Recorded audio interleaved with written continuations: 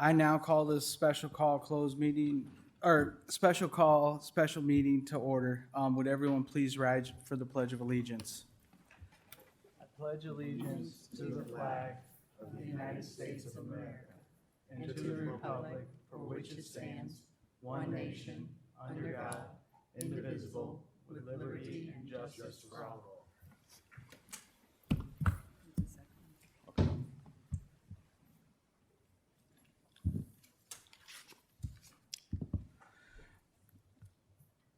Just to double check before I get going into open forum, if you have an open forum request, you need to turn it into the board secretary. Right now, I only have two.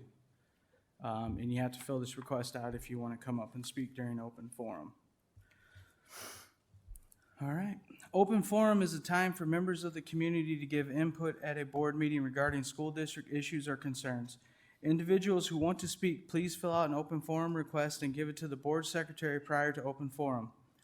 The form is available in hard copy for in-person attendees or on the school board page of the district's website for those who want to participate virtually. Virtual participants must email their request to Brenda T. at tbren@davenportschools.org by 3 p.m. on the day of the board meeting. The board will not act on any issue presented during open forum if it was not published as an agenda item. Iowa open meetings laws prohibit action on any issue that is not on the agenda.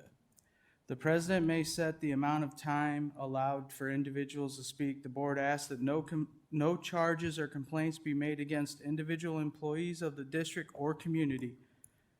Remarks that reflect negatively on the character or motives of any person will be called out of order. To participate virtually, call 312-626-6799 and enter the conference ID. And, yeah. We had no virtual ones, correct? Okay. All right, we have two open forum requests. We'll do 3 minutes apiece. Up first, I have Ann McGlynn, and then next, Jinx Campbellton. Did I say that right? Okay. And when you come up, please state your name and address for the record. Thank you.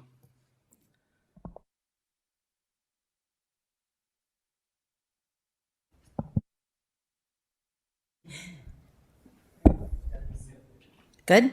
Okay, great. Thank you for this opportunity. I really appreciate it. My name is Ann McGlynn. I live at 3009 Grand Avenue in Davenport. My two kids are products of Children's Village Hoover, Garfield, Sudlow, and Central. It's an honor to speak in a room named after Jim Hester, who, for those who knew him, died 20 years ago last month. I know several of you personally.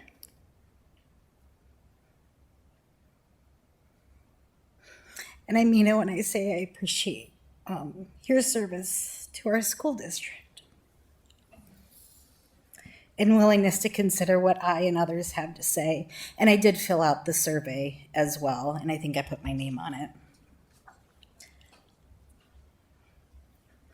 I'm also here as founder and executive director of Tapestry Farms. We work with refugees in our community. We are connected with 21 kids in 9 Davenport schools. One of those schools is Buchanan. 3 of our kids are Buchanan Bulldogs. 4th grade, 2nd grade, 1st grade. They're really amazing kids. They live right across the street from their school in an apartment at Fairmount Pines. And that's a huge factor in their lives, that they live right across the street from their school. This morning, I took some time to pull the percent of kids who qualify for free and reduced lunch from the State of Iowa website. I noticed that the 3 schools set to close have more kids who qualify for free and reduced lunch than most other schools in the school district. Monroe is number 1 for that percentage at 77.2. Washington is number 2 at 70.8. Buchanan is number 7 at 63.5. So today I come to ask, why are we closing the schools with a higher percentage of kids whose families don't have as many resources as others? Why do we put this on the backs of kids who often have more barriers to face? Why do we not ask first, how can we mitigate whatever problem we need to solve by closing schools with more kids whose families have more resources. If we flip the list on its head, with the least percentage of kids who qualify for free and reduced lunch, the number 1, 2, and 7 slots, like the schools that are being closed, are Bluegrass, Eisenhower, and McKinley. Now, I would still be speaking here if these schools were on the list. We're connected with 2 kids at Eisenhower and 4 kids at McKinley. And I agree with the premise that our schools should be as diverse socioeconomically as possible. But why not figure out a way to close the schools with a higher number of higher SES kids to balance things out instead? Now, I do want to say that the fact that the state of Iowa has systematically allotted less money for our kids for decades is at the root of why we are all here talking about closing schools. The school district has lost millions and millions of dollars over the past 40 years because of this inequitable and completely maddening practice. From reading about last meeting and looking at the slides, it does sound like this is pretty much a done deal and that there's a state deadline to meet. Buchanan isn't on a, quote, primary access route, as the report states, unless you're one of the kids who happens to live right across the street from their school. The 3 kids I know walk across the street to eat breakfast each morning at school. They told me that yesterday when I visited their home. With the closure of their school, the 3 schools that are considered for Buchanan, the least amount is that they'll be bused is 2 miles away. The most is 4 miles away. So my one request is this. If Buchanan does close in Monroe and Washington, when you're making the bus schedule, please make sure that they're able to make it to their new school on time to eat each morning without having to get on a bus when it's still dark outside in the winter. It would also be nice if they could still have access to their playground too, where they go to play, especially their older brother who loves to play basketball. Thanks.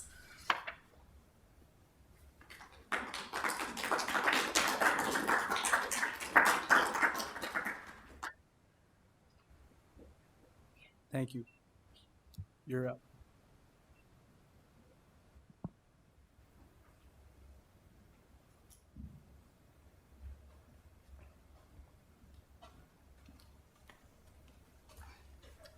Hello, my name is Jinx Gambleton. I'm here with Brooke Frond for the incident that happened earlier this week, Monday last week, I'm sure. Yes. Sorry, this is very nerve-wracking for me. I don't do this often.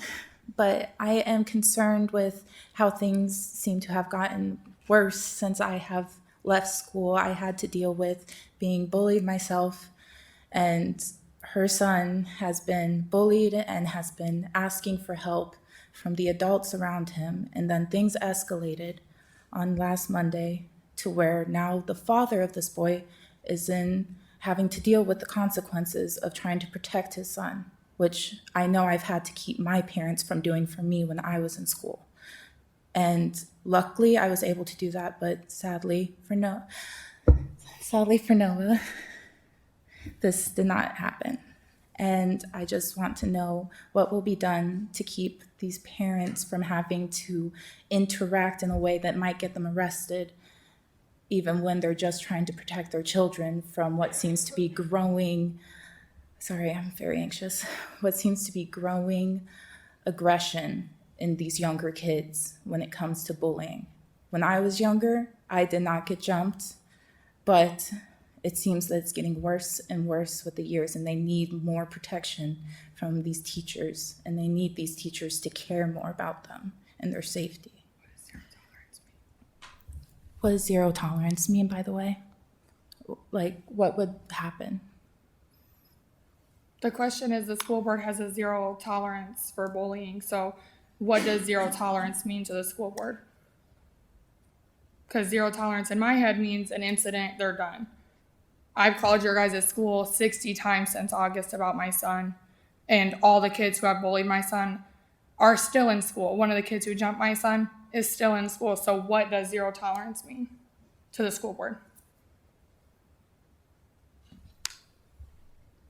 That's all we have if somebody wants to answer the question. So open forum is just for you all to come and talk to us. We don't, You don't respond to it? correct. It's not a back and forth because it wasn't a posted item. Okay. Well, noted. Go ahead. Thank you for hearing our point.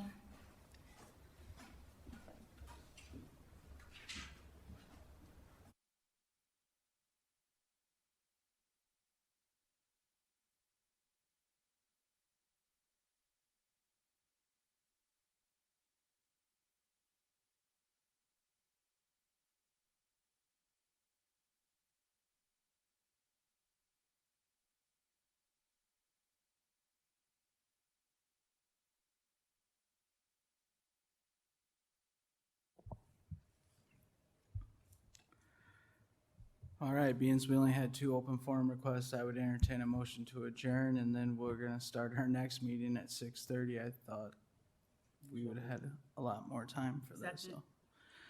The motion's been moved and seconded. All those in favor say aye. Aye. Meeting adjourned. I now call this committee of the whole, the Davenport Community School District Board of Directors to order. Would everyone please rise for the Pledge of Allegiance? I pledge allegiance to the flag of the United States of America and to the republic for which it stands, one nation, under God, indivisible, with liberty and justice for all. Thank you. All right, our only item we're going to be talking about tonight is the long-range facilities plan. I will turn it over to the superintendent. Thank you very much. Tonight, our 2 main presenters are going to be, again, John from Bray and then Mr. Driscoll. One of the key considerations that the school board has asked that you do is to look at a couple of things. The first one being, what are the impacts on the schools, the capacity on the schools? Going to asked us to review the busing impacts on the schools. And so tonight we are going to give a very high level overview.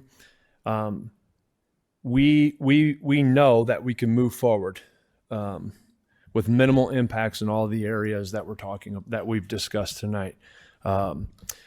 I'm very proud of our team. They've been working very hard to get every piece of data that we can so it can be counted. So some of the key assumptions for us tonight is that we know that all along this process that we have to continue to bring the board proposals, and that seems to be working. So the path that we're going to continue to do is we're going to bring you a proposal for boundaries, for the way that we're going to shift, things of that nature. And then the board has done an outstanding job of getting feedback from the community, and then we're going to adjust. And so tonight, the goal for tonight, I really want to take this at a high level, is that we have a very big decision to make on December 12th. And that is the phase 1 of school closures, which will allow us to move forward. And I want you to know that the information that you're going to be shared today is going to prove that we can move forward and do that with confidence. We have a path and a plan to do that, and the operational savings will be very optimal for the district.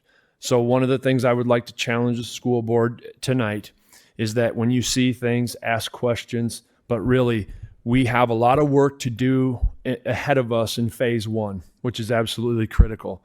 Tonight, we're focused on the big decision that we have to make December 12th, and we believe that we're going to bring enough information before tonight to allow you to make that decision comfortably on December 12th.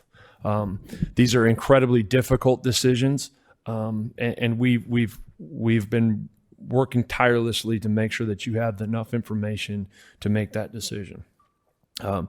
We see this as an opportunity to balance as much as possible in our district, minimal impact on busing for tonight. And we believe that we have stuck to the 1.5 mile walk zone with very minimal impact to our busing. The other key assumption is that our 6th grade will be staying for the 23-24 school year. And the cadence for this process again is that we know that we've got to bring you proposals for the next phase. We're gonna continue to seek feedback, and then we're going to adjust.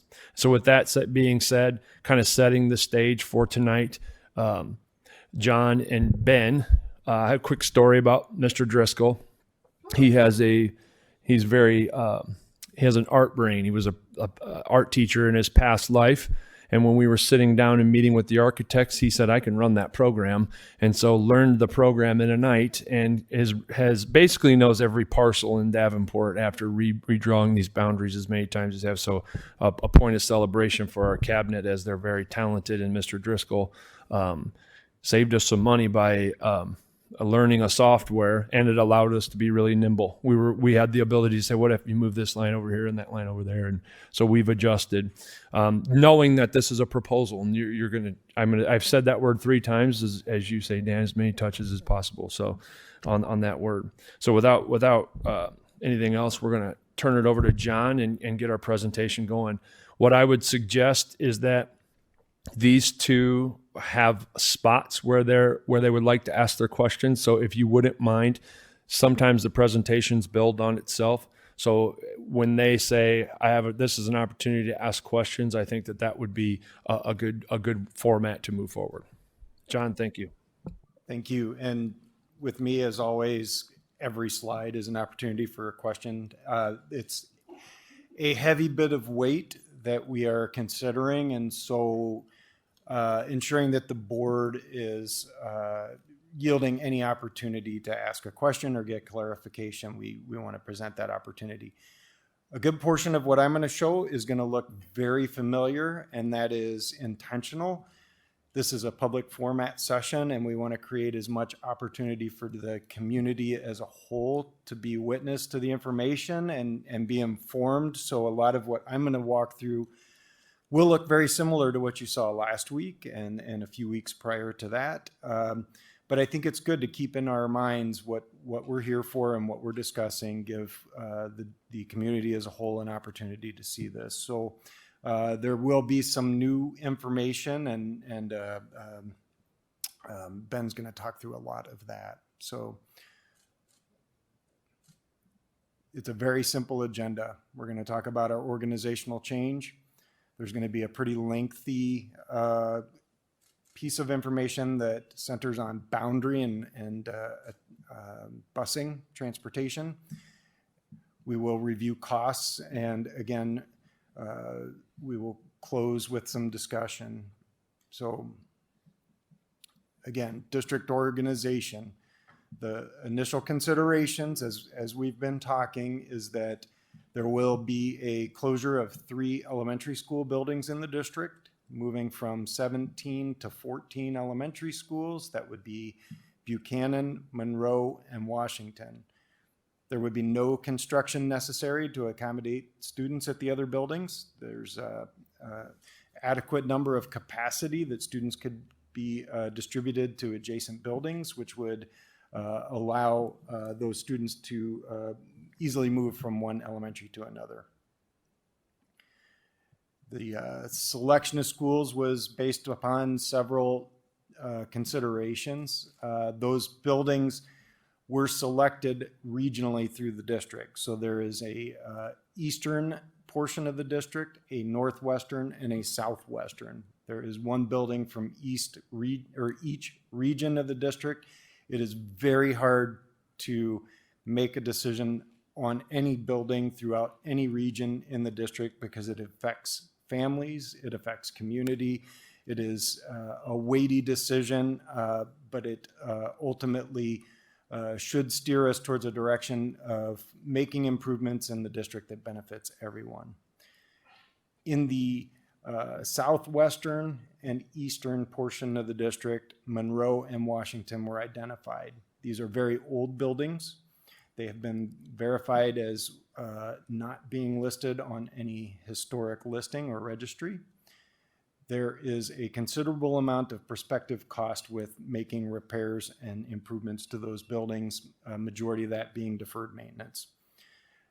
The existing classrooms are small. They're long and narrow. It's multi-story construction, and that becomes difficult to change and improve because of bearing wall locations. The multi-story conditions are hard to make accessible. And then each of these two buildings are in direct proximity to one of your intermediate schools. Intermediate schools for the long term likely are going to need some level of improvement, and that is going to put property at a premium.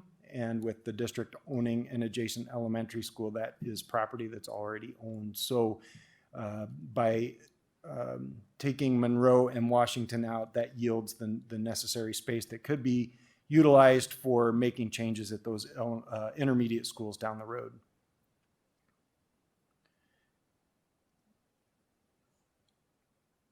It wants to change. There we go. Buchanan was identified due to a different set of factors. It is in the northwestern portion of the district. It has lower enrollment than Fillmore and Harrison. Truman, which is in that region, has had the most recent investment of capital funds for building improvements. Fillmore, Harrison, and Truman are more closely aligned with primary access routes, meaning they're on major roadways, which does provide better access for families and students, for buses, for vehicular travel, for any logistical concerns with those buildings. The closure of Buchanan also allows redistribution of students to buildings that are located in more high density population portions of the city. It also does present some opportunity to incorporate distribution to Walcott or Jackson, Walcott being in the very western portion of the district. Within each of these regions, the east, northwest, and southwest, students are predominantly being distributed to 3 buildings. In theory, it's a little bit more complicated. So as Ben talks through the mapping, you're going to see that every move has an effect on anywhere from 1 to 3 adjacent building attendance boundaries. So it becomes a very complex solution. There is a method that will unfold itself as you see this that'll help better help everyone better understand how these moves are being made. So we'll talk about that in a minute. In addition, the current moves are all being done with 6th graders remaining in the elementary schools, as TJ noted. Those 6th graders would stay for 1 year and then move in the 24-25 school year, which then would yield space that would allow for creation of preschool at each elementary building, which is an important goal of the board and would become very quickly possible. Just a quick revisit of the organization. So the current chart on the screen is the organization illustrating elementary schools on the left-hand portion of the screen. The center tealish color is the intermediate schools. The right-hand green is the high schools. What's moved off to the left are the 3 buildings being closed. The arrows draw to the primary location where those students are being redistributed. This not only illustrates the number of schools, but the path of students take as they move from elementary to middle to high school. Sorry, the mouse is not as responsive, but as we look at the top portion of the slide, we can see that Walcott Elementary, Bluegrass Elementary, Buffalo Elementary, there's no change to those in the western portion of the district at this time. Those are feeders to the Walcott Intermediate.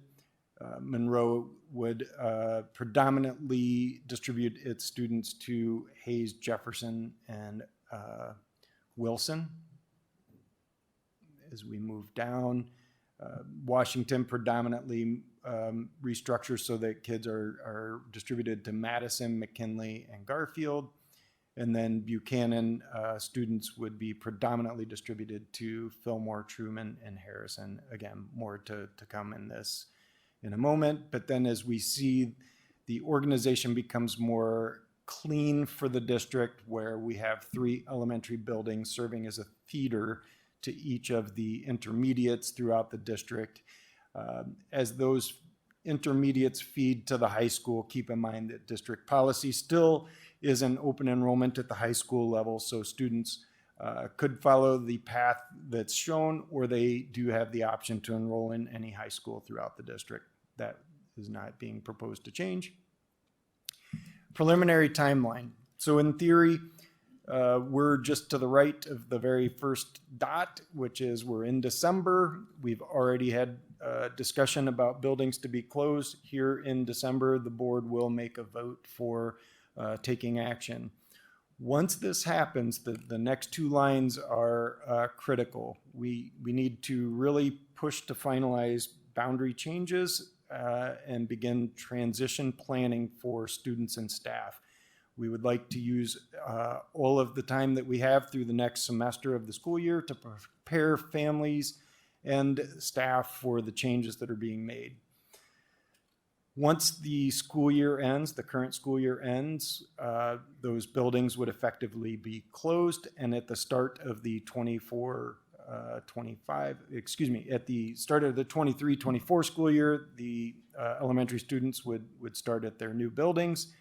At the start of the 24-25 school year, 6th graders would start at the new middle schools, and then that would give us the opportunity at the start of the 24-25 school year to have preschool start at each of the elementaries. As a phase 2, we touched on this briefly last week, but one goal the district has stated is important is to also provide improvements at the high school level. One such project could be considering change and improvement to the North High School. There is currently work proposed to be happening at West, so this work at North could be considered to start sometime in the year of 2023, which would set the course for project completion that could be occupied in 2025, and that would all be work that could occur without any tax impact to voters. So that is using money that the district already has in hand. So now we're going to get to the more complex part of the program tonight. This is boundary and transportation. So last week we noted a date, December 31st, for a deadline for boundary map changes. I wanted to clarify that's for major boundary changes only, so the entire district as a whole. We're not proposing any major boundary change. This is all localized attendance center changes. So we are not obligated to make that decision before December 31st. However, we would recommend that this occur as soon as even January, because the more time that we allow after that vote, we would dedicate towards planning the transition and creating a communication plan for community members. When you look at the data, you're going to see it based on a couple of different things. There will be projected enrollment for each building, and that projected enrollment is going to be compared to the minimum, maximum, and average capacity for each building. The goal has been to target trying to meet the average capacity for each building so as to not overburden it and also to not underburden it. If we get too low in the capacity for each building, moving the 6th graders out could start to drop the attendance numbers at that school, which could be problematic as it relates to funding or programming for those buildings. So looking at a good number is a functional application that's critical to the success of that building. Safe walk paths and transportation needs are critical to the decisions being made.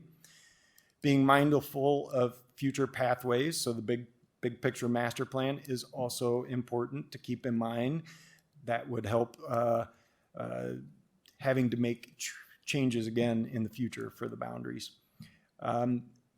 This next point Ben's going to touch on here in a moment. So this addresses concerns with above and below poverty line So I'm gonna just pause on this for 1 second.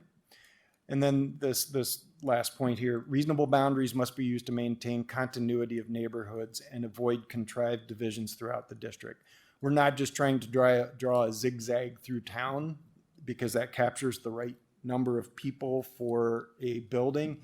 We want to have boundaries that don't split neighborhoods and maybe follow natural paths like creek beds or parkways, because that becomes a better measure of keeping neighborhoods contiguous. Get this to move. For busing, the district currently has a contract for 80 bus routes. Historically, the district has had as many as 120 routes. The current work being done is to accommodate these boundary changes while keeping within the contracted quantity of routes, which means we would avoid incurring any additional transportation costs. So we know we have 80 routes. If we can make this plan work while staying at or below, then we are going to be okay in terms of budget. Any fewer routes than 80 falls under the contract value with Durham. Therefore, changes will achieve a net zero increase for busing contract. That also will make sure that we have a bit of contingency as it relates to busing concerns.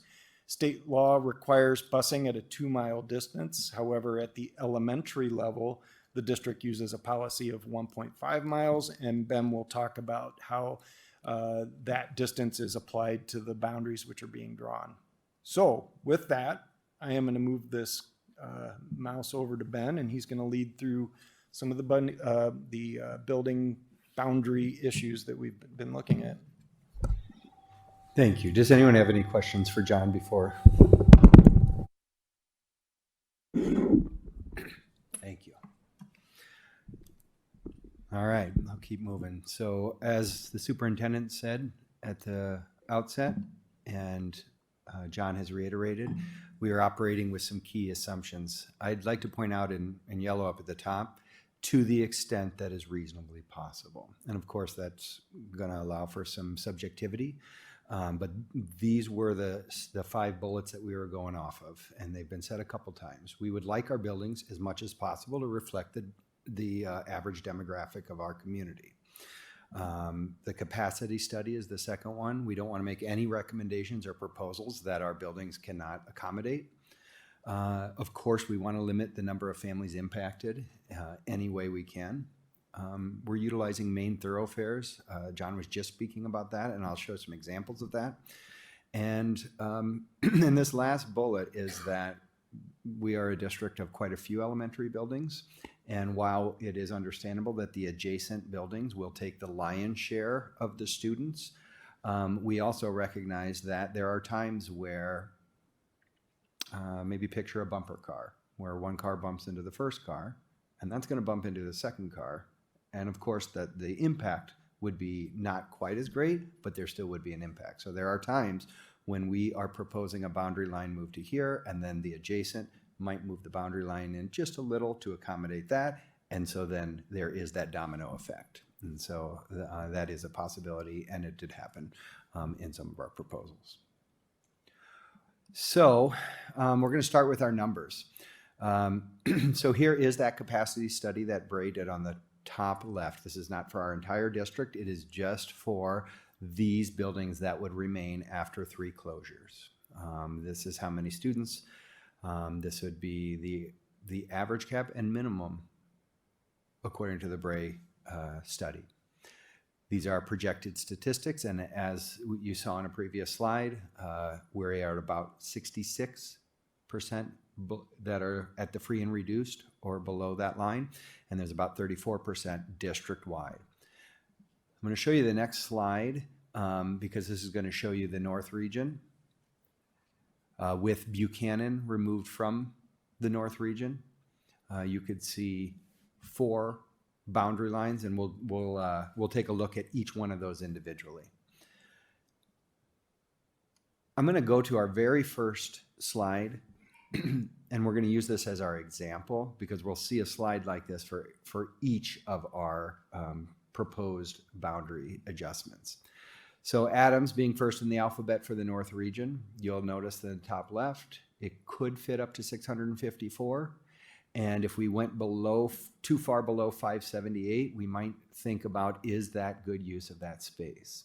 And so you'll notice that this boundary line drawn here represents 615 elementary students that would be boundaried to Adams Elementary, which you see that 615 is literally right at that average cap. The students that live inside of that proposed boundary line would be 69% low SES, so just 3 percentage points below our district average. And for every slide that you're going to see, there will be a notable section right here. And what that would be referred to is the neighborhood from Buchanan to Adams. So I'm going to call your attention over to the image, please. The thick red line is the proposed boundary that we are proposing right now, which accounts for these numbers right here. If you look in the background, you'll see a black line. It's a little bit thinner. Those are the boundaries that exist currently as we sit here right now. So now I'm going to go back to that notable. Neighborhood from Buchanan to Adams. Oopsie, sorry. Redundant typo. That would be referring to this neighborhood right here, because we can see in the background it was purple and this was Buchanan's. This neighborhood would join the Adams Elementary All-Stars. And this neighborhood right here is currently, as we sit here, this is an Adams neighborhood, and it is being proposed that this would be a Wilson neighborhood. So that's what this would say, neighborhood from Adams to Wilson. Now I won't go to it in this length with each slide. I'm not going to talk you through each one, but I'll give this board an opportunity to take a look at it, see the numbers on their own. You don't need me to read them to you. Review those, review the notables. I'll give about a minute and then I will move on. If you have any clarifying question, the superintendent said, if you have specific questions about a specific rationale or reason why, we would ask that you jot that down. But if there is a clarifying question while that slide is up, feel free to ask at the time. Sound good? Okay, well, with that, I would offer or I'd ask, is there any clarifying questions right now about Adams before proposed? Okay, go ahead. I have, Yep. I guess I don't know. If Whatever you want, Mr. President.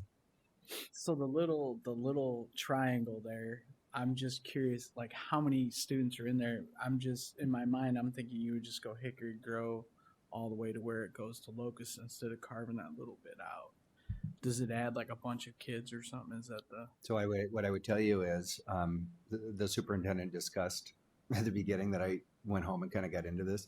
So this program, every one of these little icons represents a family. Okay. And so this family may have one student. This family may have 4 students. And in certain cases, it's a P.O. box for potentially like a mobile home park.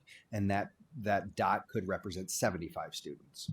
So when you ask that, I can't tell you right now. If you needed to know something, I could pull out that, not now, of course, pull it up. I could tell you their ages, their socioeconomic and everything.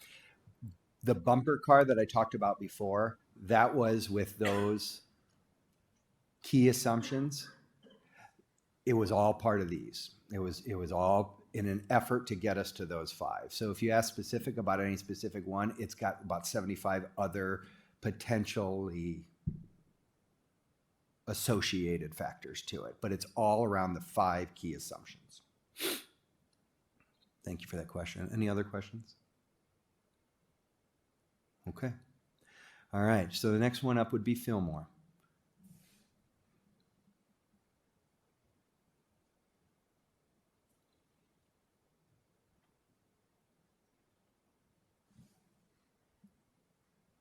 Give you a little quick tour. This does not change. The boundary line between Truman and Fillmore does not change. There's some slight adjustments here. And then the one is this neighborhood right here that was previously slated for Harrison would be slated for Fillmore in this case.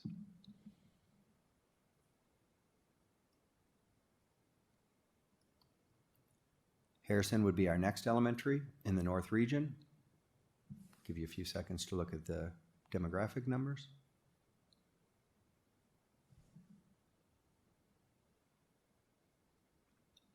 So this was the neighborhood that I was just referencing that was being, it used to be a Harrison, it would be slated for Fillmore, and this would be one down here that was slated Garfield previously, and in this proposal is slated for Harrison.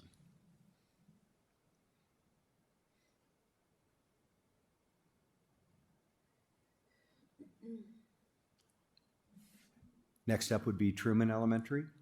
You'll notice that the proposed enrollment is exactly at that average cap. You'll notice that it's just a little bit below, remember 66, so that's 5 percentage points. Notable. Pretty much most of Buchanan is slated to, in this proposal, would be attending Fillmore. Excuse me, Truman, thank you.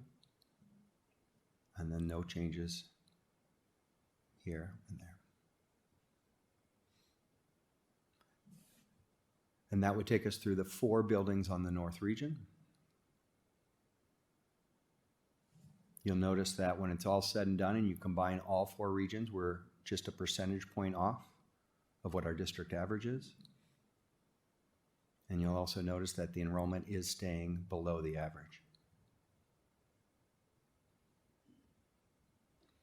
Central Region. We have 5 buildings that constitute the Central Region: Jefferson, Madison, McKinley, Garfield, and Eisenhower. You'll notice a few percentage points below on the low SES, but within a couple 3. We're going to start with McKinley. Give me a second to look at their numbers.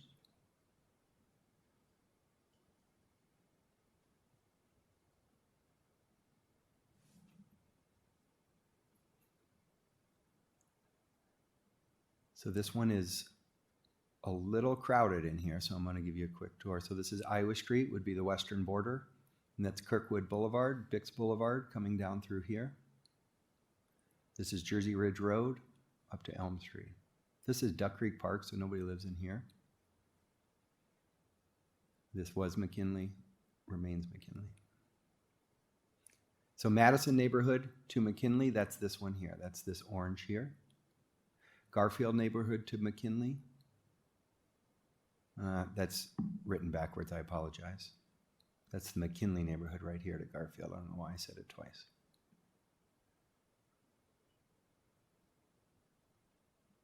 Eisenhower. Give you a second to look at the numbers. You'll note it's exactly at that district average, 66.34, and a few changes here. In this proposal, there's a Washington neighborhood that would be slated for Eisenhower. There's some Fillmore property using that main thoroughfare of Highway 61 headed north, but there are not homes in there currently. And then there's just a small little neighborhood right here, McKinley neighborhood, that would be going to Eisenhower. Garfield.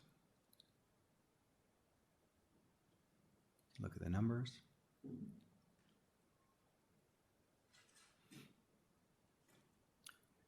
You'll note when you look here at my mouse, right, the lion's share of the Washington students in this proposal would be assigned to Garfield. There are just a few. This was the McKinley one that I was referencing prior. It would be west of Jersey Ridge and north of Kirkwood, in that little pocket right there. In this proposal would be set for Garfield. And that just must have carried over. I'm back.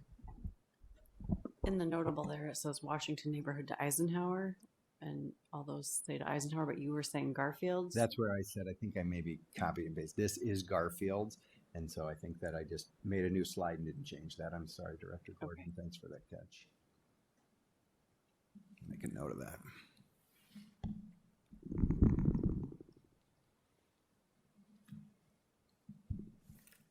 Here's Madison's. Thank you.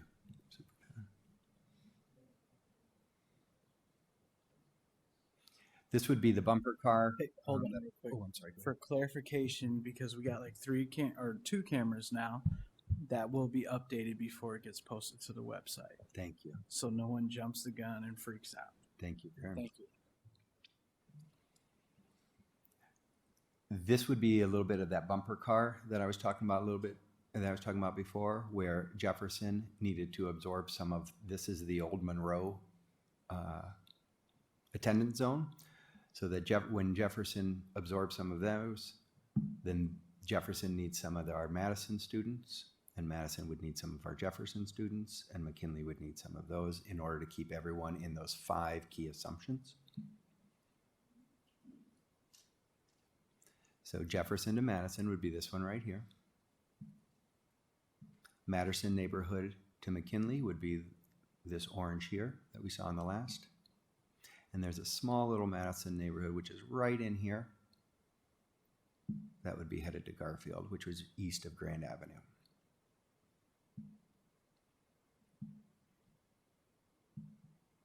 Moving on to Jefferson, here's our numbers.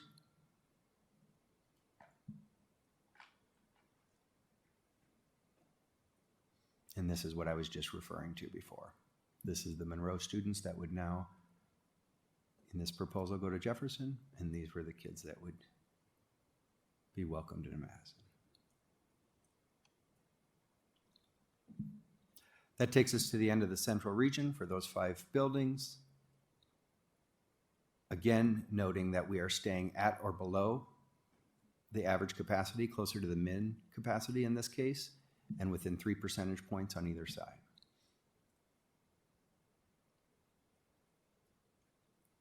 So last region is the West region, of course. Numbers up here. This consists of 6 buildings.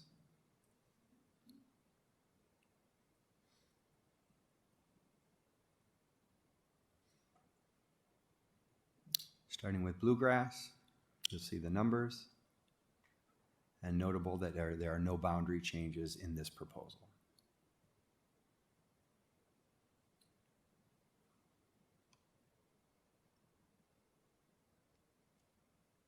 Buffalo is next. Capacity, projected enrollment with this proposal. There is one neighborhood right here that currently is Buffalo attendance zone. This proposal has this neighborhood attending Hayes.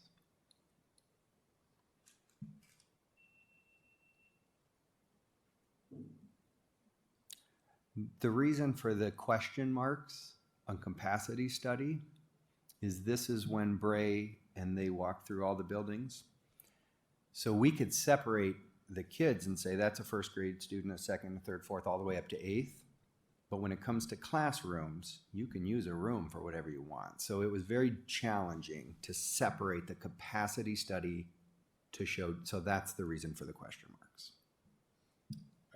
I can clarify that Walcott is the only K-8 building in the district, and so capacity was run as a K-8 module, and so it becomes a little bit of a challenge to understand how to target that if we separate it as elementary and middle independently for the reasons that Ben just noted.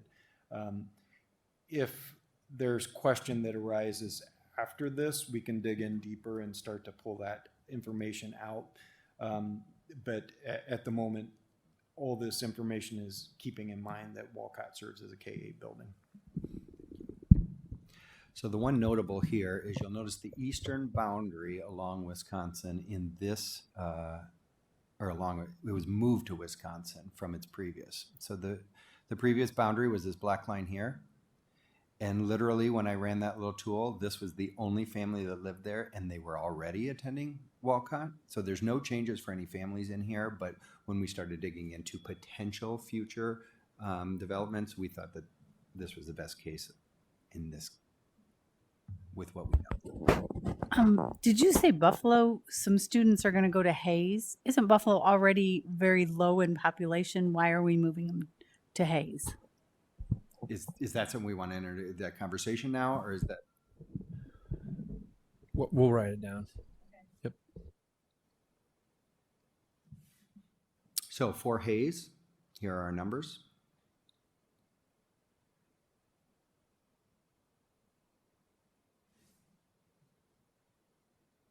And so this would be Director Klein Jerome's question would be this one right here. This is that neighborhood referencing. So here's Sunderbrook Park, and these are the students that are living right there next to Hayes that are currently Buffalo students. This takes us all the way up to Monroe Elementary's spot right here on 3rd Street, and that is that boundary line, and then it comes down there in this proposal.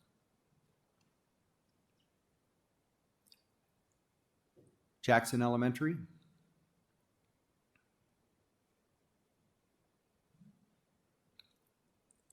So if you look up in this area, this would be the case where we learned that about the P.O. box. There's quite a few students that live in this neighborhood, close to 100, that would be attending Jackson with these boundary lines.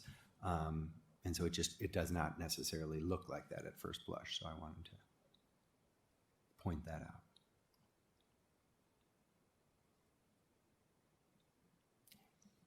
And Wilson. So in Wilson Elementary, you'll see this is the one that our president pointed out early. There's that little triangle there and the heads that live in there. Of course, the heads don't represent. It could be one per, it could be a few more. This is the Monroe district here with February Park right here to give you a sense of where that is. So Adams neighborhood to Wilson in this proposal and Monroe neighborhood to Wilson in this proposal.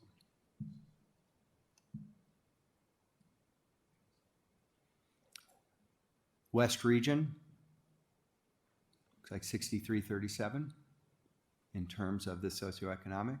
You'll see the 2200 is well below the capacity, and 6 elementary schools that make it up.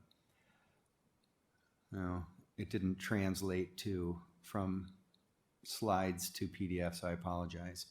But I do want to point something out here. If you looked at the so we've got our north region, obviously our central and our west. And this is, I'm gonna give you the numbers here so it doesn't hurt anybody's brain. So central, 31% above high SES, 69 low. North is 3367, and west would be 3763. Again, I'm sorry for how this reads. We'll get it cleaned up before it gets posted anywhere. And enrollment, color coding again, 2477, 2122. And that brings us back to our title slide.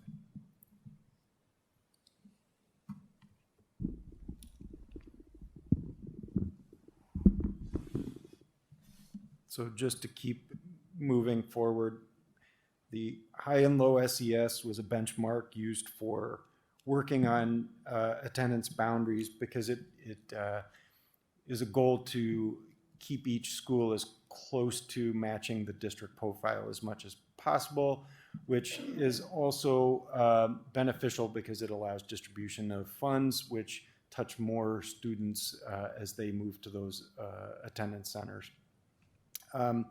Again, we looked last week at the impact of capacity. So the numbers that Ben just worked through in the center column, we chart where the numbers are. These numbers are already incorrect because those boundary study numbers are moving. So we will finalize this projection as the boundary finalizes, but what we are trying to establish is where these buildings land in final as an over or under capacity.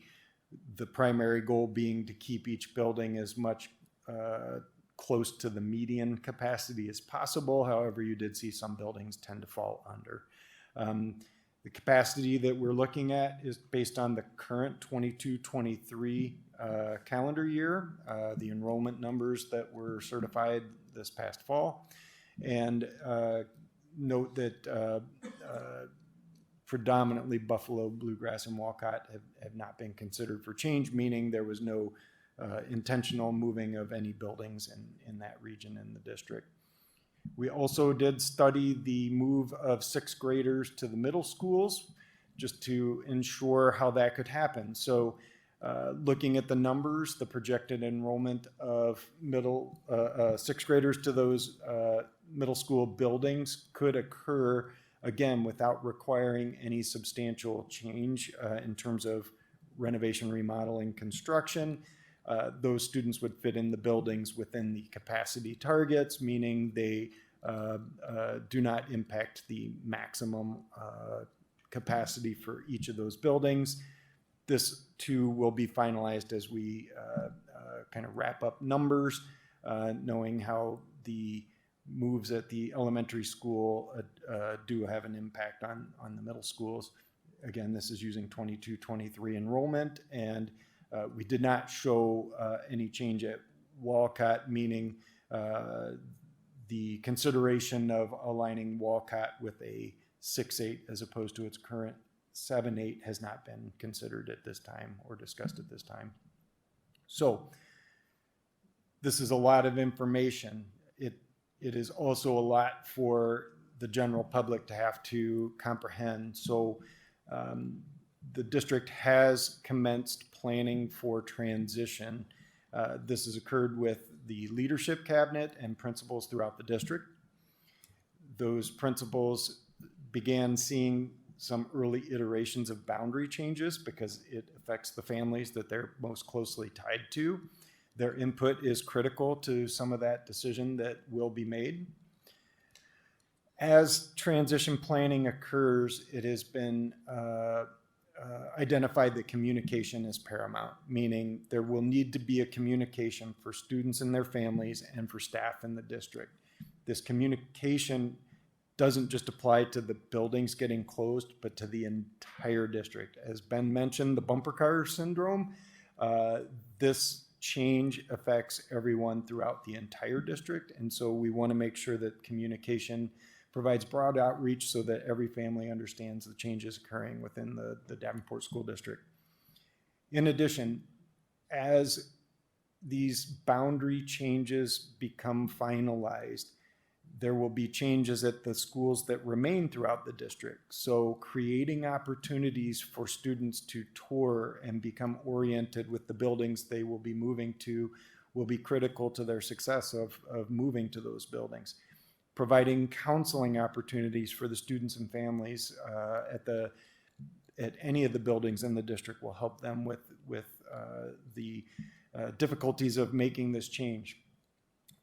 Any building that is not being closed will begin to provide outreach to the students, family, and staff at the buildings being closed and welcome them in for the events and programs that occur at those buildings.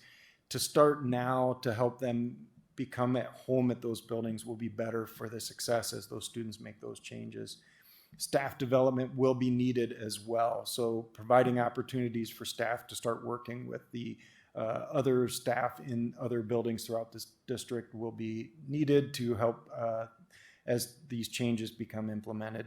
And then for the district in total, to provide ceremonies for those buildings being closed, to honor and acknowledge them and provide an opportunity for families and general public to honor those buildings before they're gone. Staffing, again, the district currently has about 100 positions open or hires for about 100 positions per year. Monroe, Washington, and Buchanan have 67 teachers. So, it's pretty quickly understandable that all staff is needed through this transition. There will be no staff reductions because of these closures.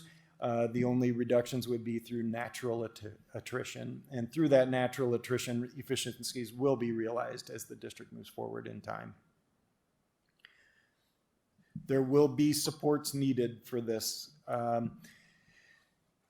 Some of these are broad topics, and these discussions will continue. That will be part of the transition planning that occurs after a vote is made on any building closures. There will be administrative needs at every building. Again, we're talking about changing the program and size of curriculum in each building, and so making sure we have good support for the administration in each building. Having behavioral support in each building, understanding the needs as it impacts special education, our counseling. Making sure that the changes that happen are done well will help with staff retention, and it will help the district as it looks to hire new employees as time moves on. After these changes occur, the staff in those buildings will be able to better understand space needs and potential remodeling needs in those buildings. We know that students fit at a capacity standpoint, but that doesn't always project the perfect picture of what any building needs. So as we move through these changes, we can begin to identify any changes that might be beneficial to help create a more successful elementary experience. Understanding teacher compensation is important for the district as well. As we start to look at efficiencies in the district, understanding that compensation is integral to making sure that we do retain and attract new staff throughout the transition. And as Director Klein-Jerome mentioned only a week ago, making sure that there's compensation to help people make the transition as well. That would be critical to the success of this. And then being able to utilize AEA staff as we make these changes will be also beneficial for success in the changes that occur for the district. From a cost and expense standpoint, there will be some impact to busing. In the general fund, that hits the district through the drivers and the routes. However, there will be operational efficiencies, which were mentioned just a couple slides ago, through natural staff attrition. There will be positions that either moves happen, retirements happen, and those could yield well over $1 million in savings to the district. So this is no changes to staff other than what would occur naturally.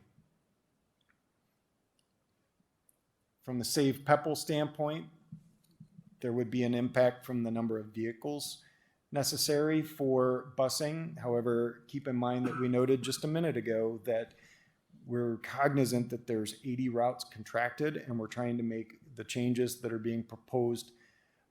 We're trying to make sure that those stay within that contracted value of busing. So we are working very hard to try to not increase any busing costs through any change. There will be a savings just in operation of each building that is projected on the screen, both in an annualized amount, and if you look at that over the life of a bond, that becomes a very sizable number. So looking at a 20-year period of time becomes a very big number for the district. You are talking on average annually well over $500,000 a year for the district. There is deferred maintenance for each building. I mentioned early on in the presentation that Monroe and Washington have sizable numbers. That is $20 million between the two buildings. That is a $2 million expense at Buchanan, not near as much, but together your surplus of $22 million for the entire district. This is not money that has to be spent right away in one effort, but it is money that has to get spent at some time. These are maintenance and repair deficiencies that often occur just because there's trouble keeping up with buildings when you have as many buildings as Davenport does. So to say you don't have to do these expenses at one time doesn't mean you can't ever do them, can't never do them. You have to incur that cost at some time. By removing these buildings from the logs of the district, it will allow you to redistribute those funds towards other buildings, which will help create more success by solving some of the issues in those facilities. And I believe that was the last of this information. So as we wrap up before we start our discussion, just want to make sure that, thank you, John. Just want to make sure that everything you've seen here is a proposal. And the reason for bringing this here today is that we are confident that the board can move forward making its decision next week. Whether or not it looks and feels like this, that's where a proposal gets feedback and can be adjusted, and the board has proven that they're willing to do that. So with all the information up there, now we'd like to open it up for discussion. Director Gordon. If you could for a minute, could you please go back to slide, I think it was 5 and 6 maybe, where you discussed the considerations for why those buildings were chosen. I had some comments about that, but I wanted to look at it while I know that one of them was slide 6 and I think the other one was 5.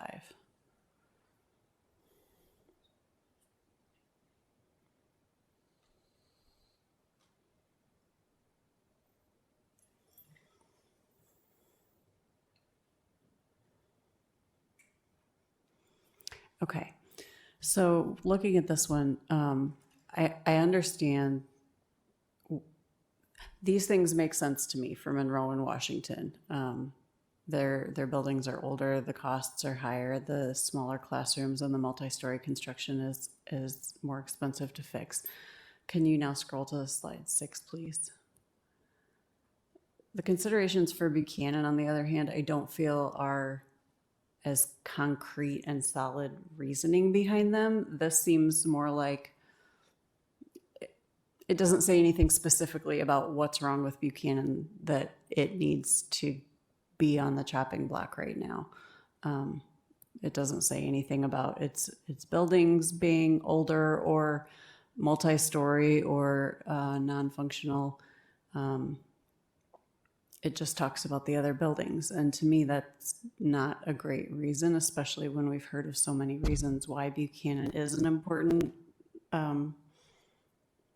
building in our community. So I just wanted to throw that out there. And then in addition, on that last slide about projected operational savings and deferred expenses, Buchanan's were significantly lower than those of Monroe and Washington. So that's another consideration.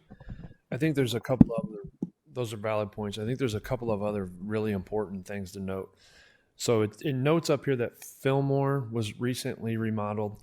The one right before Fillmore was Truman. So our two newest remodeled buildings border Buchanan. Fillmore, Truman, and Harrison also all have a cafeteria and a gymnasium. Is that accurate, John?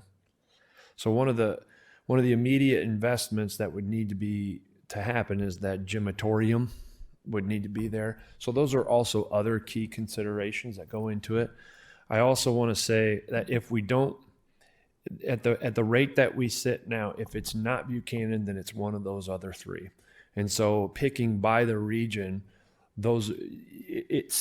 that's where John keeps reminding us when we looked in the region, because we tried to keep it region based, it's regional based. So it may seem like, well, those points may not go district wide, but they're very relevant in that region. And those are two other points to consider. Those major investments, we basically flipped the schools of Fillmore and Truman in a summer. I don't know if many of you remember that, but the second school got out, the troops went in and remodeled all of the classrooms and completely revamped them. So the investment is there in those two buildings, and the gymnasium and the cafeteria spaces are there. So those are two other considerations. I would also add that the district facility expense in the northern region is lower than elsewhere, and it makes sense. If you recall back to the original facility study, the oldest buildings in the district tend to fall in the east and southwest portion of the districts. And so what we find is as we move north, northwest, and west, we have single-story buildings that are much newer. They're a little better situated. They've been constructed more recently, which means they just don't have as much disrepair. So that becomes a challenge, and it does become a very difficult decision. As TJ just noted, you have predominantly 4 buildings in that north region. To really pick which one is a difficult answer, and so the investment that the district made at Truman and Fillmore was critical to that decision making.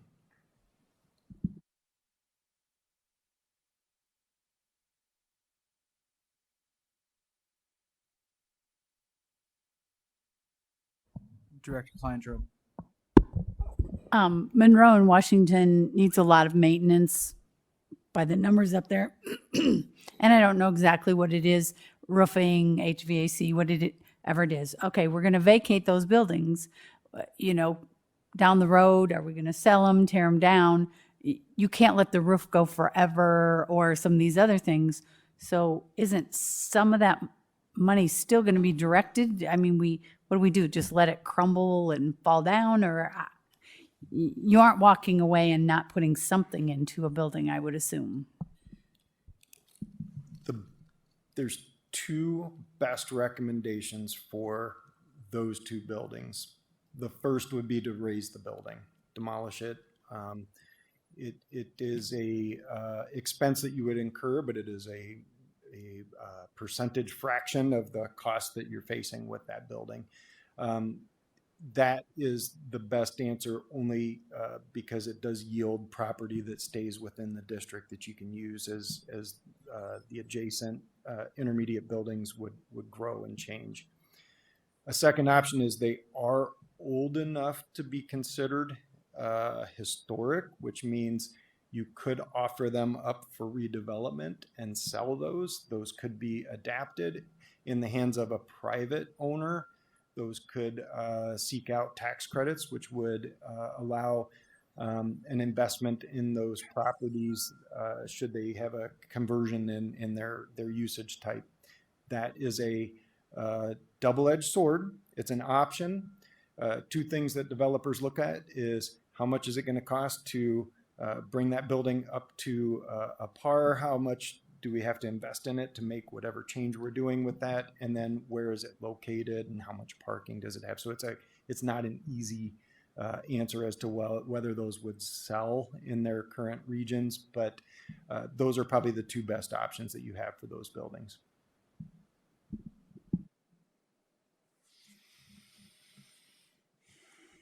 Director Poston. Is it possible to get a rough idea of what the cost would be to tear those two buildings down? It is. I've run some scenarios. I should double check those and provide those to you after the meeting, but we have run a scenario on what that demolition cost is. And then how strongly do you feel as far as tearing those buildings down, as far as the need for those two campuses? Is that going to be a priority in our long-range plan? Have you had that discussion? So parts of the plans that we have reviewed and discussed share for a reimagining at our middle school level and a middle school concept. And in order for us to do that and create our true feeders, that land is going to be at a premium. And so in both the academics, the arts and the academics, the arts and athletics, that's going to be critical in those places. And that will really set the stage for our middle school level for a very long time.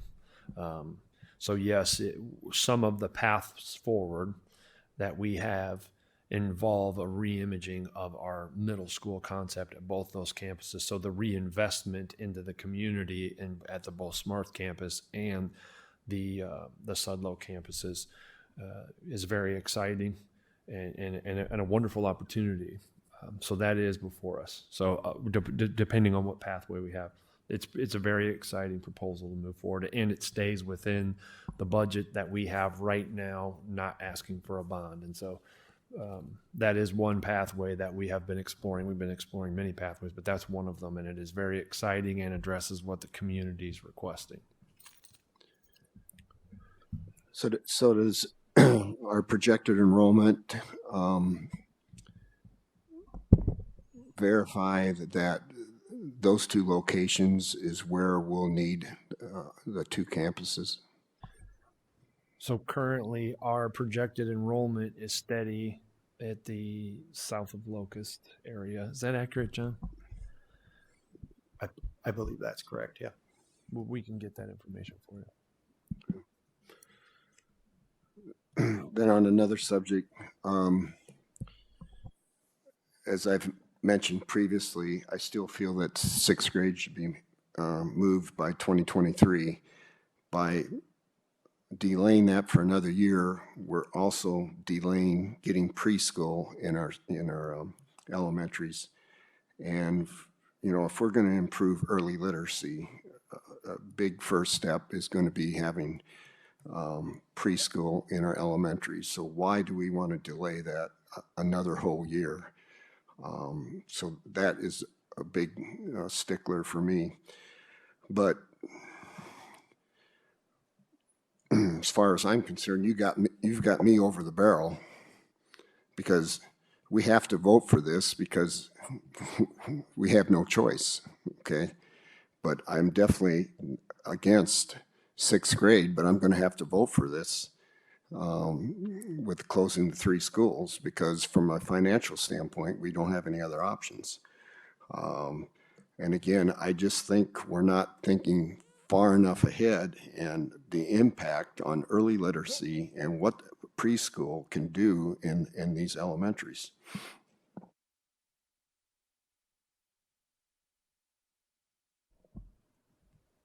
Director Gordon?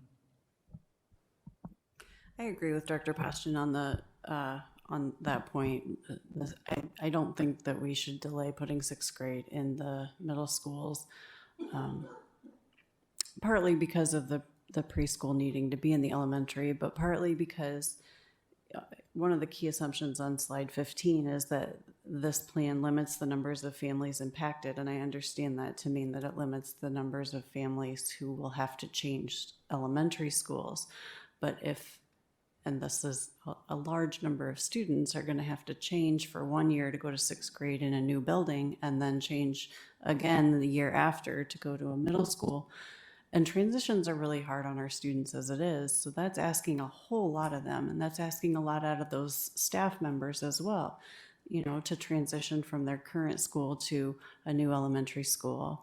And then potentially, you know, if they're sixth grade teachers, then they have to pack up all their things and move to yet another school the next year. And I just think I don't think that's the best use of the plans that we have available to us. And so if it's we need to save so much money by next year, then maybe we consider closing 2 elementaries next year and moving the sixth grade back and push a 3rd elementary out a year if that's what we need to do.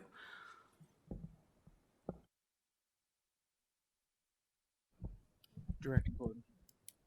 Or Director Klein? My concern about moving sixth graders, we have now for several months said, we are not moving them. We are not moving them. Parents are under the assumption we are not moving them. And some parents breathed a sigh of relief. They aren't quite ready to put their kids in there next year. They know it's coming, but we have said it's not going to happen next year. And so now to suddenly say to them, oh, sorry, we changed our mind and we're going to send your kid next year. I don't think we're taking into consideration the parents' perspective on this and whether they're ready to make that jump next year. Since we have said for the last 2-3 months, not next year.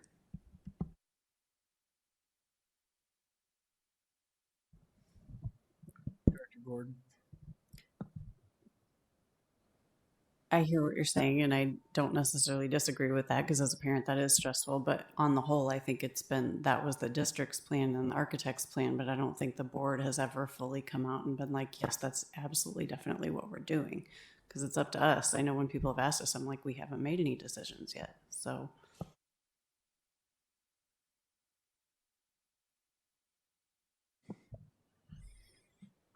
Director Poston?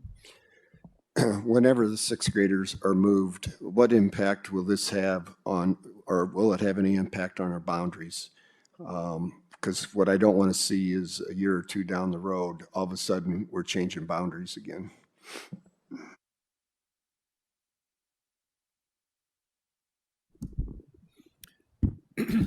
When we ran the numbers, we also looked up our current 5th grade, our current 6th grade, and we made contingency plans. If the board directed us to do one thing, could we make it work? The answer is yes. If the board directed us to do another thing, could we make it work? The answer is yes. So regardless, 6th grade does not impact a vote that you would have to make.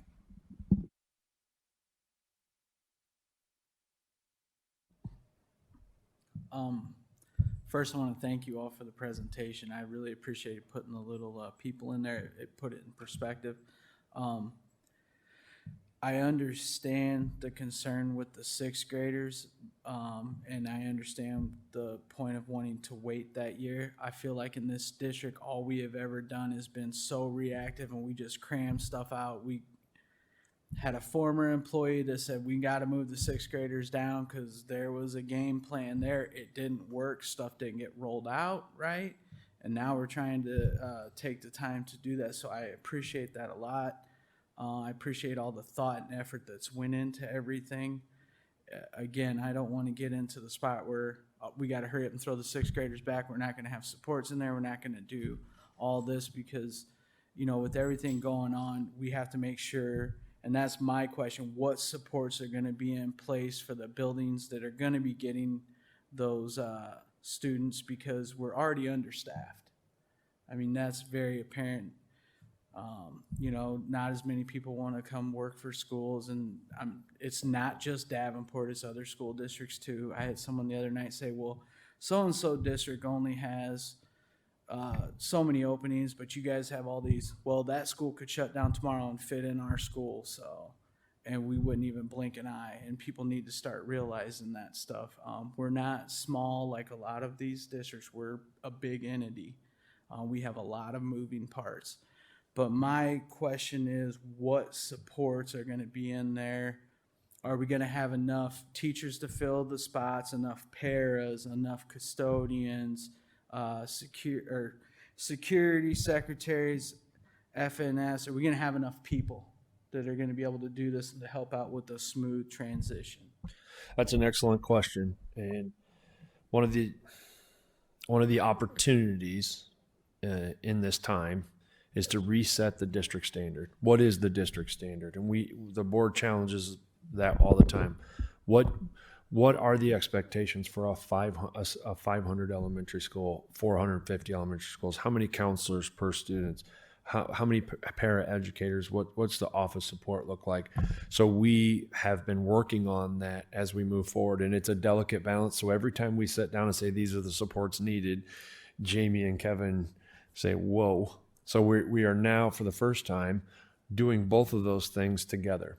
So we actually put it in our sheet, we run the finances, and we do a long-range projection for it, knowing that we're trying to give our employees the compensation they deserve coming out of the pandemic, knowing that when our students move from this location to another, that the buildings will be larger. So that those are the things that we're doing right now. So what is the district standard as we move out?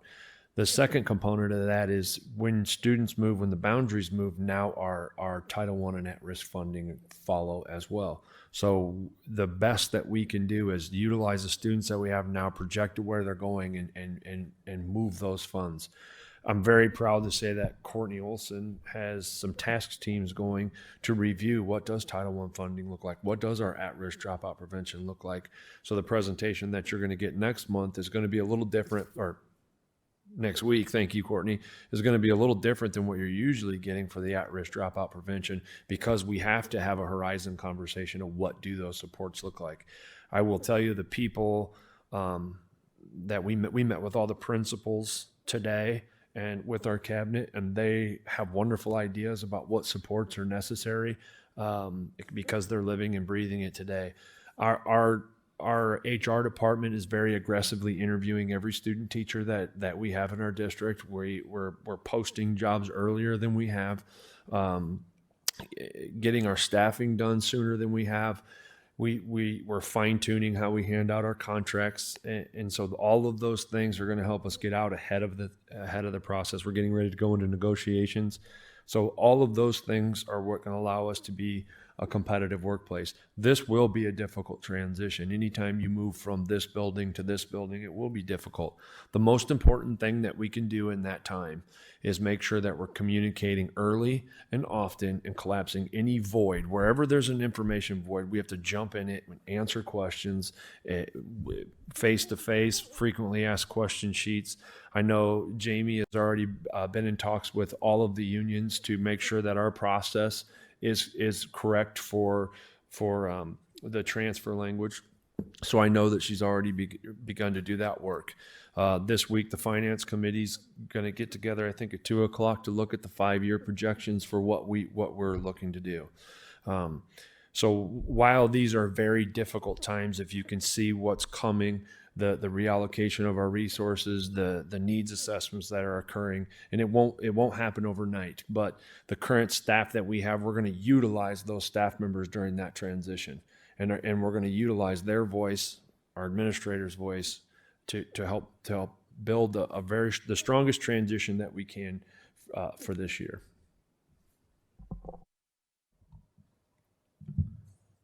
I got one other follow-up on that. Are we able to, and if I'm getting out of the realm, let me know and I'll make a board request on it, but I know we have certified staff that could be working in the classrooms, but they're not. Are we able to utilize those people to help fill some of these positions as well, to help with all the support and stuff? I know there's like a ton that never even see a classroom. Anywhere there's an opening, we fill that void with somebody that's not with students. I don't know if that's Okay. but we definitely, I can share that with you. Okay, thank you. Director Costigan? With all the boundary changes, how many of our elementaries will be title schools? So the current 3 buildings are title schools, so that will be a reduction in 3. And we were not quite positive yet, depending on the mobility of the students, but then adding an additional 1. So that'll be a total of how many? 10. I'll get you that number exactly. But then again, the way we've traditionally used our title funds and dropout prevention funds is being reimagined. And then a brand new district standard. And what that means is, where do we put reading interventionists and why do we put them there? Where do we have SAMs? Where do we have teacher in charges? So those resources, what does that look like? So that's what we're kind of reimagining right now during this process without completely upsetting the apple cart. So the title funds will be a key cog in this. And I see that those resources will be maximized and kind of go with our students as much as possible. If I could add one additional point, keep in mind that the number of grade level sections per each building is going to grow. So when those title funds move, they're also going to touch more families, more students, because now you're distributing them to a bigger population. So it's going to be an opportunity to become more effective as you distribute those funds when they move with those students. On another point, when you look at the figures that you presented, when you talked about the maximum, minimum, and then the average, there's still quite a few buildings that are not at capacity, okay? So when you look at this, say a year or 2 down the road, and all of a sudden you look at it and say, okay, we're not keeping these buildings full, we need to close another building, okay? So then we're changing boundaries again, correct? If we close another building, okay. So I guess my question is, or my comment is, you know, are we going far enough to, and looking down the road far enough so that we don't go through all this again with boundary changes?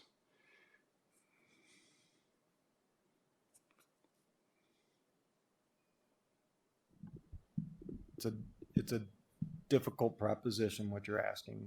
So when we looked at change, we looked at it from an organizational and pathway standpoint, and that organizational change moving from the current organization to the projected, which is, you know, moving back to a 6-8 middle school experience with a K-5 elementary, that originally called for a reduction of 2 buildings.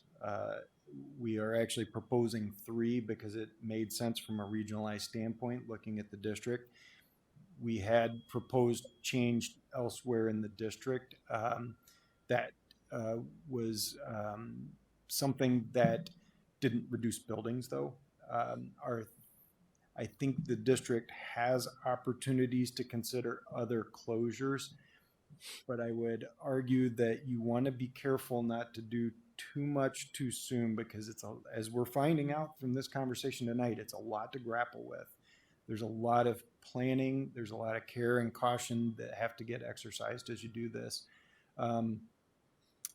I think we need to understand the impact of what happens when we make these changes, because it will help influence those future changes as they move.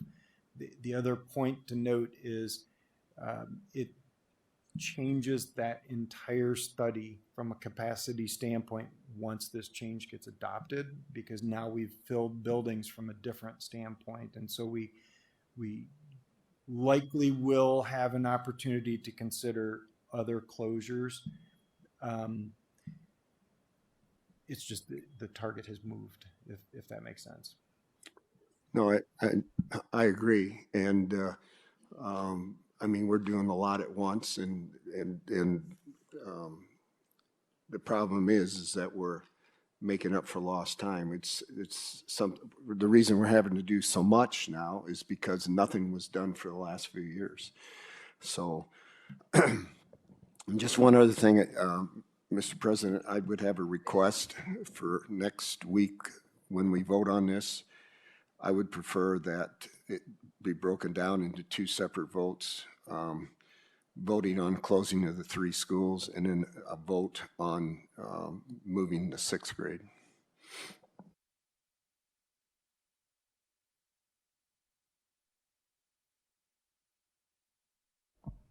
Director Potts, you got anything? Everybody else has went. I think we need to remember the reason we went into this was our goal is to improve the experience for all of our students in all of our buildings. And that's our goal. And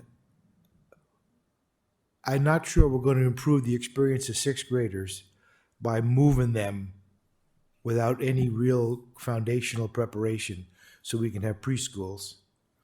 I think if we're talking about converting our junior highs to middle schools, that's a completely different delivery system for all the students in that building. And then there has to be some sort of training or preparation of the staff so that they understand the middle school concept and what the expectations are going to be then for the staff. I think too, we had a presentation on our middle school curriculum not too long ago that I at least felt was the lowest common denominator for the opportunities we were going to provide our 6th, 7th, and 8th graders. If we're going to go to the middle school concept, if we can afford that, and we're going to move the 6th graders, we need to restructure the entire exploratory experiences for them because they don't really hardly exist any longer. We need to determine how we're going to deliver instrumental music to the 6th graders when they come in. We've got to decide what a 6th grader is going to take when they get there. Are they going to be in the same mold as they are now, or are we going to change the curriculum approach? Are they going to have double period of English and reading or not? There's a whole. I was there when we moved 6th graders the first time.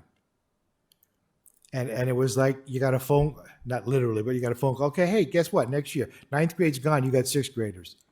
The hell are you doing them? What does it look like? How do we plan for that? And I think taking 6 months this spring, winter and spring, to plan for that will make that transition much more effective and positive for the 6th graders that'll be involved in that movement. I just really do. And I think it would be an important investment on our part to do it that way.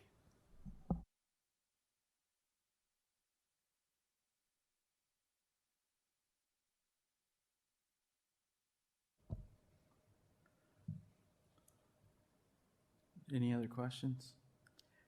Is there any other information the board members would like to see before we vote on this Monday the 12th? I wrote down a note on yours breaking out to the 2 different. But we're not voting boundaries, right?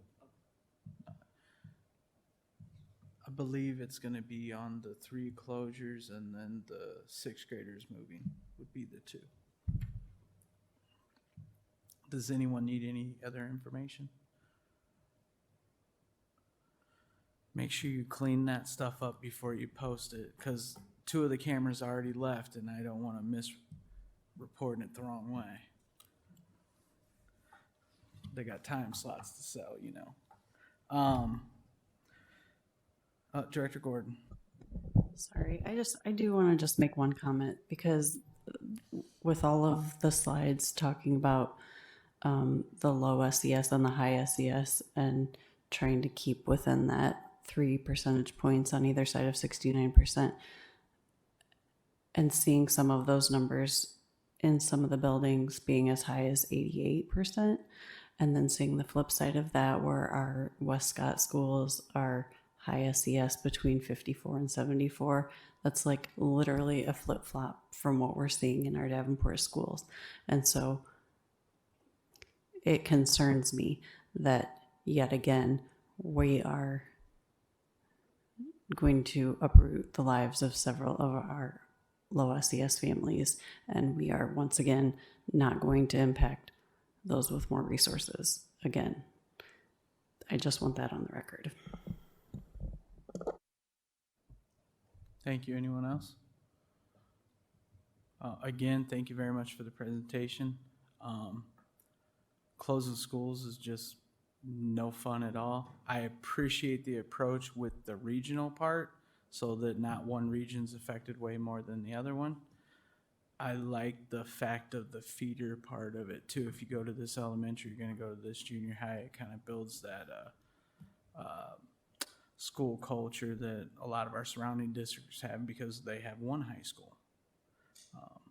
So again, thank you all very, very much. I would entertain a motion to adjourn. So moved. Second. Motion's been made and seconded. Is there any discussion? Seeing none, I'll call. All those in favor say aye.